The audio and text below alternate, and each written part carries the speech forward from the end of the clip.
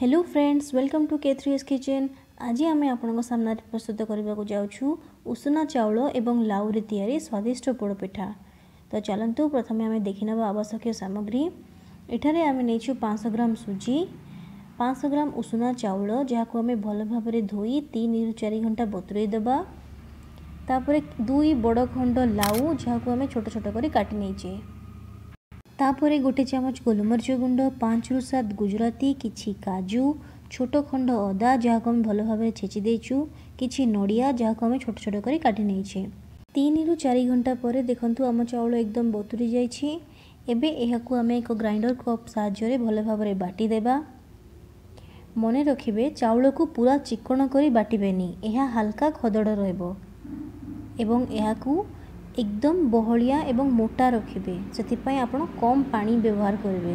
2 ରୁ 3 मिनिट भल भाव ग्राइंड कला परे ए देखंतु यार कंसिस्टेंसी यह एकदम एहीपरि भाव रे ही रहइबो, मोटा एवं बहलिया एवं टिके खदड़। एबे याकु आमे अलगा करी काढी नेबा। पिठा को प्रस्तुत करिया पई वर्तमान आमे एठारे 4 ରୁ 5 कप पानी गरम करिबा। आमे एठारे इलेक्ट्रिक स्टीमर नेइछु, आपण एठारे कड़ाई किंबा डेक्ची रे भी प्रस्तुत करि परिबे।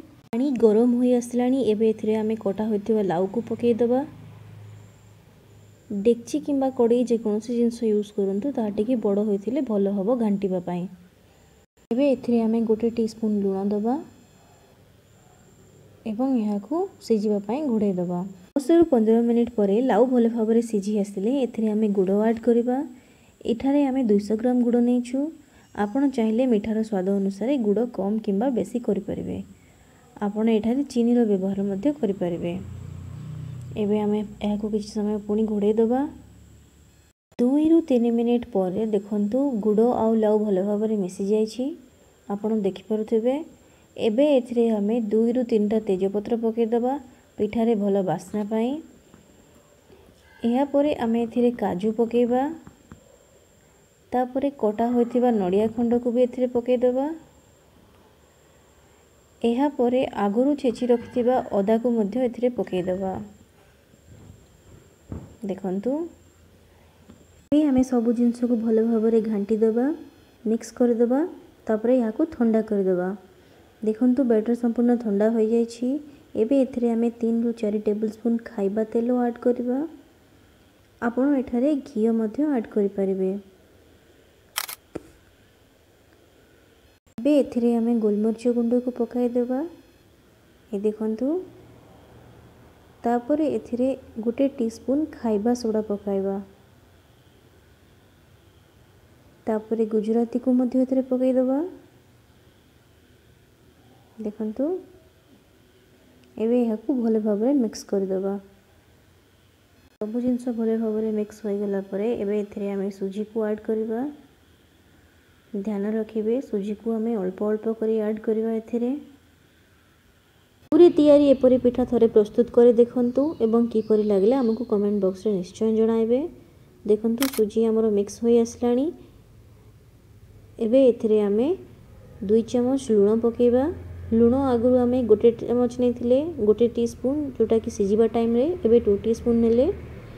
एबे एथिरे हमें बोटा उषुना चाउल को मध्य पकेइबा। एबे आमे याकू भले भाबरे मिक्स कर देबा। ए देखंतु उषुना चाउल और सुजी भले भाबरे मिसि गला परे आमे एही बैटर को 20 ରୁ 30 मिनिट भले भाबरे घोड़ाई रखि देबा।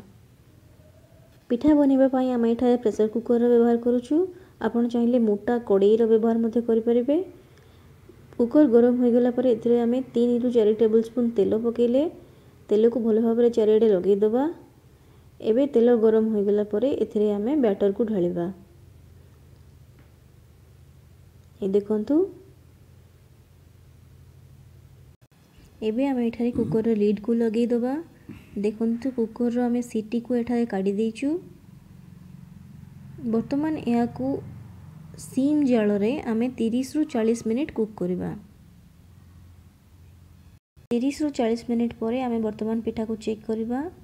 देखंतु पिठा एकदम हेई गलानी। तो एथर आमे ताको बाहर करि नबा प्लेट को। तो देखंतु उषुना चाउल एवं लाउरे तैयारी पिठा हमरो केते सुंदर देखा जाउछि। आपण माने घरे याको निश्चित रूपे प्रस्तुत करिवे। और किपर लगला आमको कमेंट बॉक्स रे लिखि जणाइबे। वीडियोटी पसंद आसले या लाइक एंड शेयर मध्य निश्चित रूपे करेंगे। आउ एपरी सुंदर हेल्दी एंड डिलीशियस डिश पाई आम चैनल को सब्सक्राइब करने को भूलिबेनी। Thank you for watching.